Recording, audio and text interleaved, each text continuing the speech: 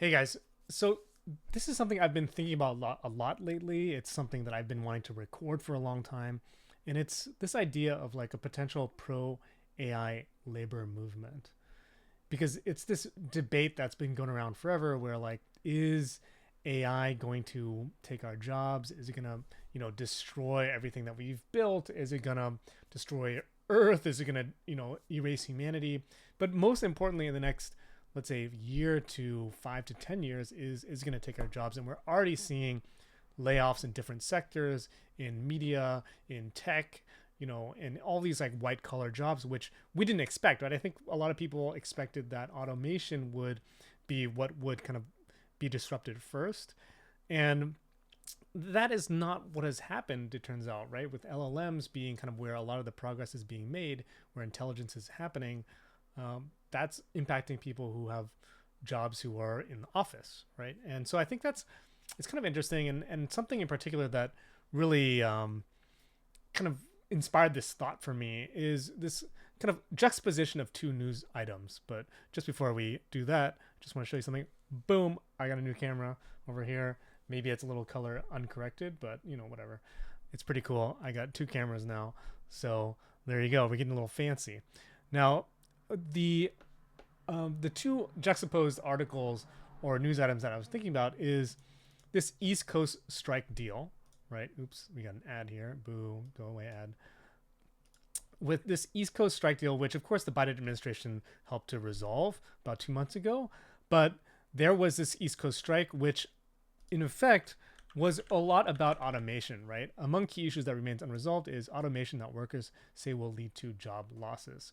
So here, the union boss, Harold Daggett, said previously that employers such as container ship operator Maersk, blah, blah, blah, had not agreed to demands to stop port automation projects that threaten jobs, according to the union boss. But, this is clearly something that is top of mind. And this happened, online. It says the launch strike by 45,000 port workers. That's a lot. It's the biggest one since 1977. Et cetera, et cetera. So this is kind of the news item that I thought was kind of interesting. It luckily was resolved and is probably punted into next year. So we'll see if that also disrupts what's going to happen with the Trump administration. Nevertheless, that's pretty interesting. Obviously, ports are a major component of our economy. This is where a lot of our, our brick and mortar goods and our actual physical goods is coming in and out of the country. It impacts our importing and exporting, et cetera. Right now, this is what I saw in that same week, which is kind of interesting.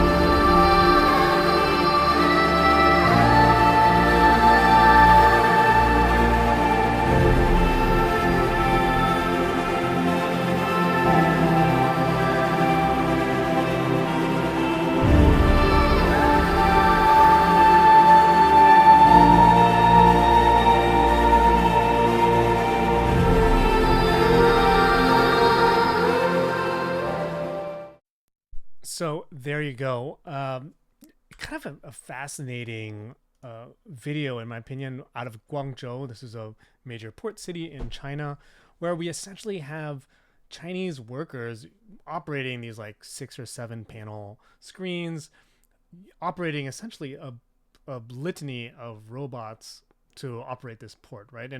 And it's unclear to me, how much they're able to ship. It's unclear to me, all the real stats of like how much they are coming in out of the port and how much productivity has increased. But it's evident that, look, there are no humans on the ground here other than maybe the people who are supervising and or taking this footage here.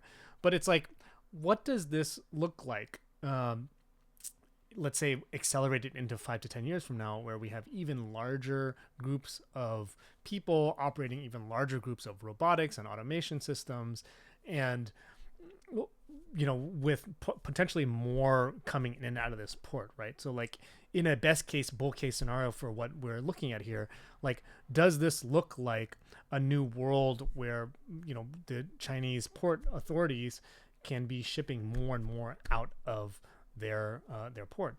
And I think this is where I wonder about the American approach to this problem, where we're striking against automation. It made me think, hey, why don't we have a pro AI automation and labor movement, right? I mean, obviously in China, they do not have movements like this at all. I mean, industry kind of moves the mountain, moves the needle. And obviously China has a lot of other issues like real estate bubble and, their domestic economy is in shambles, frankly. So, but at the same time, and also they don't have like labor movements in quite the same way that we have in America. We have unions, right? And they are significant components of our ecosystem in our economy. So, in terms of this, like I have to wonder, on the one side, China doesn't have that, right? And so they're not going to necessarily develop a labor movement. They're going to develop probably a technocratic approach to these problems, in which the government is going to say, hey, look, we're going to bear that risk. We are going to push forward on getting us ahead in terms of innovation, and they're not going to let the market economics, dictate this. Whereas in America, I feel that we are movement led, and I guess my skepticism here of this strike in particular, and the same thing with the Hollywood strike, well, not even the Hollywood strike, but Hollywood's current kind of sentiment around anti-AI, right? Anti-AI in Hollywood, which is a very big thing. It's a big part of the narrative in AI, right? And like even in last year with this existential threat, will AI really eliminate actors and ruin Hollywood? Insider sound off. So like this is still continues to be a thing. Justine Bateman, of course, is like a big voice here. So like, I guess my thinking is that why isn't there a pro AI, pro automation labor movement? And I think that the reason why we need it is because we're severely lacking in a philosophy that is both pro-human and pro-AI. Because when I look at what's happening in Guangzhou, we have this scenario where, definitely maybe jobs were lost in this process of switching the port over to a more automated scenario where humans are operating in an office rather than on the ground, but it's safer. They can scale more. They're probably more skilled types of workers. They may have displaced other types of workers.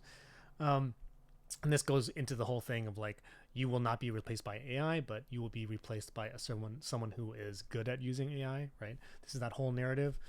But I think that we should all be, or these labor movements that are anti-AI, instead they should be switching around to being pro-AI. Because to me, maybe I'm biased, but I think definitely that AI is an inevitable thing. I'm in California, where AI is a huge, massive trend, especially in the Silicon Valley. And we kind of assume that, software is eating the world, AI is eating the world. We're seeing it all over. And so how do we grapple with that inevitability? And I think in order to, a labor movement should arise that attempts to kind of think about a new type of philosophy. I don't know that I'm the person to come up with that, but a new type of philosophy that puts humans first in the process of adopting AI and using AI. So what does this look like when the East Coast strike, instead of saying, hey, no to automation, saying, hey, look, how do we retool our current workforce of 50,000 people, 100,000 people who have been in unions, who have been creating cars or aircraft or port authorities or what have you, trains, etc., manufacturing at large. How do these unions and groups of workers unite and come together to create a philosophy and a movement which prioritizes AI adoption in a way that also prioritizes human employment and human health, human wealth, etc. And I wonder if this is where, the government and industry have to come together, have to be held accountable to these workers. Because I think it's a losing scenario where the workers are saying, hey, don't use AI at all, don't use automation at all. I think it's rather that they should be leading the charge on how AI should be adopted rather than the corporations, because and the government, because in that scenario, you're having these large entities dictate for the workers how they should be employed, how they can be using AI, etc. So to me, in the best case scenario, it's that the labor movement holds corporations and the government accountable for retooling them, hiring potentially AI strategists, AI consultants to come in to a factory, let's say, and help all of these workers to retool, to use ChatGPT or what have you, also learning all the current AI automation tools to adopt those things and retool.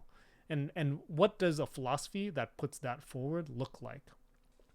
And I think that philosophy or that political theory or that movement ideally comes into contact with the anti-AI movement, and there's a kind of a healthier conversation there that can be had. Now, I don't know what this looks like at all. Like, I think that the conditions that we're looking at are corporations are bound to make more profit over time, or they're incentivized to do so. So how do they bring those profits back to their workers in a way that is healthy, that doesn't take advantage of what they've brought those where they've brought those corporations to? How do they keep like the wages and the job satisfaction and ethical considerations? How is that all put forward in a healthy way? And I think you don't get there with anti-AI. You get there with pro-AI. And then how do you also like fairly distribute the economic gains, right? Like, if it is the scenario where I'm an average worker and I am now having to re-adopt, business practices using AI, right?